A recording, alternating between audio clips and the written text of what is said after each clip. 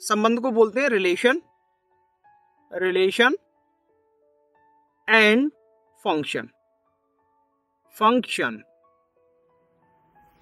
सबसे पहले समझ लीजिए, जिस तरह से हम सभी लोगों का संबंध है, हम आप लोगों के बड़े भाई हैं, आप लोग हमारे छोटे भाई हो, तो हम दोनों के बीच में जो संबंध है वो कैसा बन गया बेटा? भाई भाई का संबंध। आप हमारे स्टूडेंट हो, हम आपके शिक्षक हैं, तो ये गुरु चेला का संबंध बन गया। इसी तरह से अगर माता और पिता होते हैं बेटा, तो किस चीज़ का संबंध बन जाता है? माता का और पिता का संबंध बन जाता है। इसी तरह से भाई बहन होते हैं, चाचा ताऊ होते हैं, कहते हैं कि वो हमारे फूफा हैं, वो हमारी बुआ हैं, तो ये बुआ भतीजे का ये भी क्या है बेटा? एक संबंध हो गया। ये तो रहा बेटा हमारे रिश्तों में संबंध। एक ऐसा ही संबंध होता है बेटा हमारा जो उसमें चलता है, क्या बोलते हैं, मैथमेटिक्स में। मैथमेटिक्स में चलता है। मैथमेटिक्स में भी तो संबंध होता है। कैसे? जैसे 2 का और 6 का एक संबंध है, 2 का और 6 का एक रिलेशन है इन दोनों के बीच में।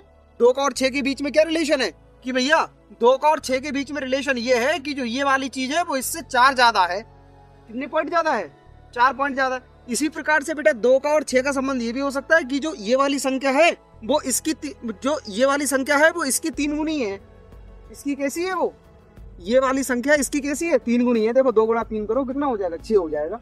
संबंध निकल के आ गया। क्या हमारी जो मेन चीज है वो क्या है? तो इसके लिए हमें एक्सरसाइज में आना होगा। पहली बार एक्सरसाइज में आओ। एक्सरसाइज है हमारी 2.1। क्या बोल रहा है हमसे? अब देखो हमारे पास में ये वाला क्वेश्चन है, a बराबर x माइनस वाई और x माइनस 1 और दूसरा y माइनस 1 बराबर में 1,3। बहुत ध्यान से देखना, ये एक हमारे पास में एक क्या है? अवयव है, कॉमा, और दूसरा अवयव ये है। अवयव ऐसे तो लिखे हुए होते हैं, हमने इससे पहले बेटा अपना समुच्चय में पढ़ा था, लेकिन समुच्चय में बस ब्रैकेट ये वाली नहीं थी।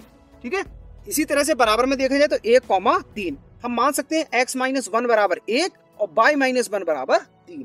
देखो इसके बीच में कॉमा है, 2 अवयव है। इसके बीच में कॉमा है, कितने अवयव है? 2 अवयव है। और बीच में क्या लगा हुआ है? इनके बराबर। तो ये वाला जो होगा अवयव वो इसके बराबर, ये वाला जो अवयव होगा वो इसके बराबर। यहाँ पे डालेंगे हल, इसको कर सकते हैं x minus 1 comma y minus 1 is equal to 1,3। यह है ऑलरेडी दिया हुआ। उसके बाद में तुलना कराने पर क्या लिखेंगे? यहाँ पर तुलना कराने पर, और जैसे ही बेटा हम इसकी तुलना कराएंगे, देखिए x minus 1 is equal to कितना हो जाएगा? 1। x का वैल्यू निकालो। अच्छा, x minus 1 is equal to 1 और यहाँ से y minus 1 is equal to कितना हो जाएगा आपका? 3। और समझ आ रही है? अब क्या करना है, इस वाले 1 को उठा के इधर ले जाओ, तो x बराबर में 1 प्लस 1, कुल मिला के x बराबर कितना हो गया? 2। Very good. यहाँ से 1 को उठा के इधर ले जाओ, y बराबर में 3 प्लस 1, तो y बराबर में कितना हो गया बेटा आपका? 4। x का मान 2 और y का मान कितना आ गया? 4। समझ में आया कि नहीं? वेरी गुड सवाल, बहुत अच्छा है। इसमें समझने वाली बात ही क्या है? इसका एक क्वेश्चन और देख लो बेटा, इसमें भी सेम काम क्या रहेगा? वही यहाँ पर हल डालिए, क्वेश्चन को एक बार फिर से नोट कीजिए। 2x minus 2,5 is equal to x, y minus 1। अब यहाँ पर वही काम तो वही करेंगे तुलना कराने पर। क्या जी प्रशांत? तुलना कराने पर, और जैसे हम इसकी तुलना कराएंगे तो 2x minus 2 is equal to कितना हो जाएगा? x। 2x minus 2 is equal to x। देखो इसमें पहले नंबर पर कौन है? 2x माइनस 2, और इसमें पहले नंबर पर कौन है? x, तो इसलिए तुलना हो जाएगी। ऐसे ही इसमें 5 की तुलना हो जाएगी किसके साथ में? y माइनस 1 के साथ में। मतलब हम इसको बोल सकते हैं 5 इज इक्वल टू हो जाएगा बेटा आपका y माइनस 1। अब ऐसा करो, इस वाले x को उठा के इधर ले जाओ, इस वाले 2 को इधर ले जाओ, अंकीय पद एक तरफ, बीजीय पद एक तरफ। तो 2x माइनस का हो जाएगा x बराबर में हो जाएगा, इधर से कौन बचेगा? 2। 2x में से x क्या कौन बचेगा? x is equal to 2। x का वैल्यू आ गया हमारे पास। अगली बार में 1 को उठा के इधर ले जाओ, तो 5 प्लस 1 इज इक्वल टू हो जाएगा y। 5 और 1 कितना हो गया? 6। पक्षांतर कर लो दोनों का, तो y बराबर कितना हो जाएगा? 5 1 6। x का मान 2, y का मान कितना आ गया? 6। हाथ मारो फटाफट इस पे। b बराबर 1,2, तो a cross b is equal to question mark. इसको इंटू नहीं बोलना, इसको गुणा नहीं बोलेंगे। ये कहलाती है बेटा इसकी कार्टेशियन फॉर्म। कौन सी फॉर्म कहलाती है? Cartesian form. ठीक है, कार्तीय फॉर्म। तो किस तरह से करेंगे? जैसे a बराबर हमें दिया गया है कितना? 0, और b बराबर दिया गया है हमारे लिए कितना? 1,2।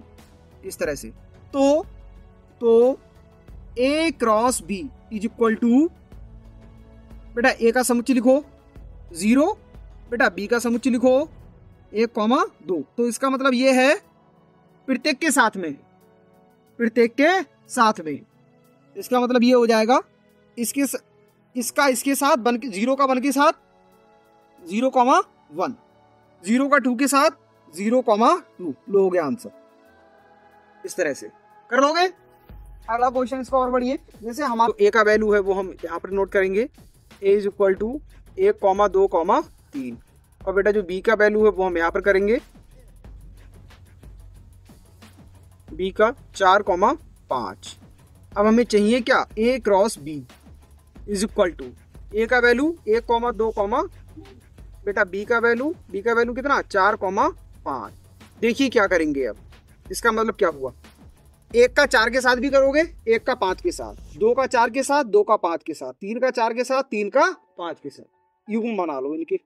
तो 1,4 1 का 4 के साथ हो गया 1,5, अगला 2,4, 2,5, 3,4 और 3, हो गया। हो जाएंगे अब सब। हम लिखना शुरू करेंगे अपना। सबसे पहले तो बी देखिए बेटा कितना है, ए बराबर देख लो पहले कितना है, तो ए की भी जरूरत पड़ेगी 1,2। बेटा बी बराबर देखिए कितना है 2,3,4। बेटा सी बराबर देखिए कितना है 3,5।